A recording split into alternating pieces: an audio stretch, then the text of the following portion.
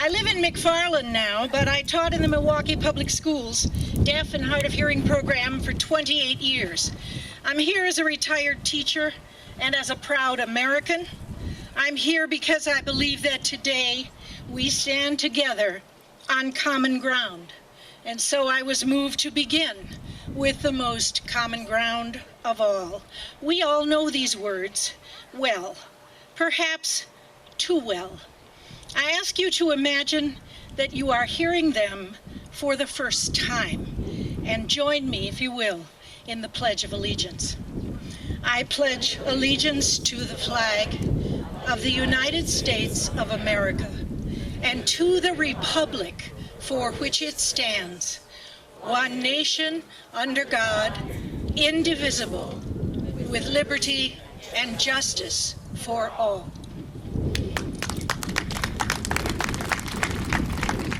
The United States of America has always invested in its children's futures. It built a system of public education that was the first of its kind. It brought education to the rural poor, the urban poor, everybody's children. It opened doors of opportunity. It said that no matter who you are or where you're born, you have a right to education.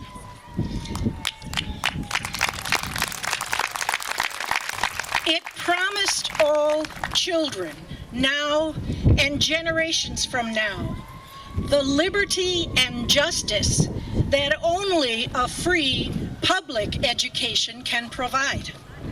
States, including Wisconsin, enshrined the right to a free and equal education in their constitutions.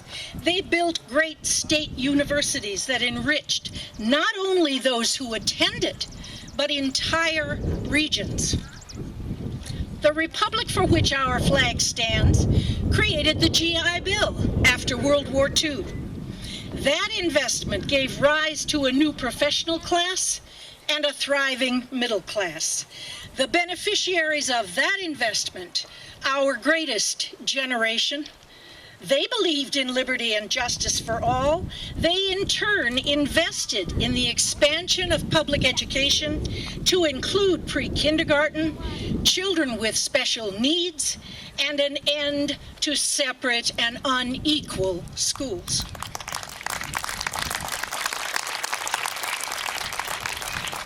Out of these public investments in education came great leaders, vibrant communities, a thriving economy, a nation ever more resolved to become indivisible.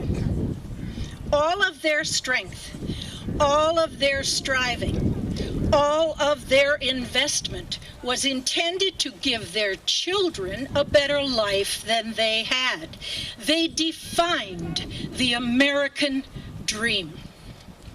Today, everything they built for us, the American dream itself, is at risk, threatened with extinction by neglect. The movement to privatize education is not new. For 25 years, I've watched children, parents, teachers, communities told to do more and more with less and less. The devastating economic results of this refusal to invest can be seen in rural, urban, and increasingly in suburban communities. It saddens me beyond words that Wisconsin has produced the first generation in our history who will not invest in public education. Yes, this refusal to invest hurts all of us. It breaks the promise of past generations that was made to the 860,000 Wisconsin children who are counting on that promise today. Like a voracious termite, it eats away at the magnificent structures our predecessors built for us.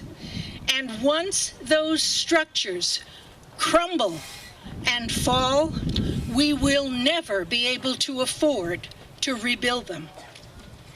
One nation proved to the world the value of public education. One nation, indivisible, succeeded where others had failed thanks to public education.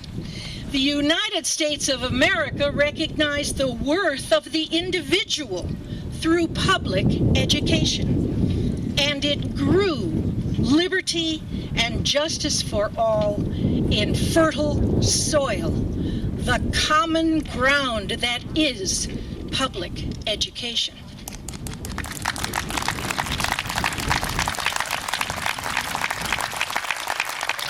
We must remind our legislators of their constitutional responsibility.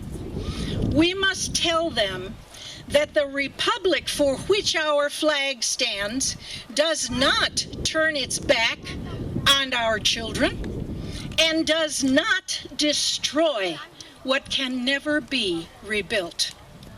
Our predecessors' investments built this country. They built it for us, and we have thrived. We must do the same for our children and our grandchildren. We must invest public money in public education, period.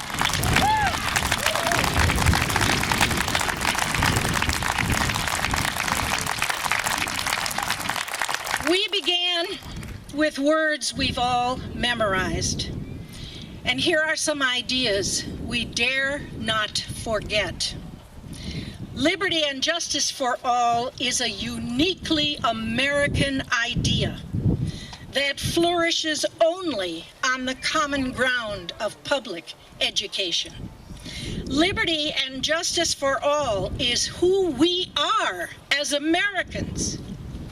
Liberty and justice for all is not partisan, and it is not negotiable. Thank you.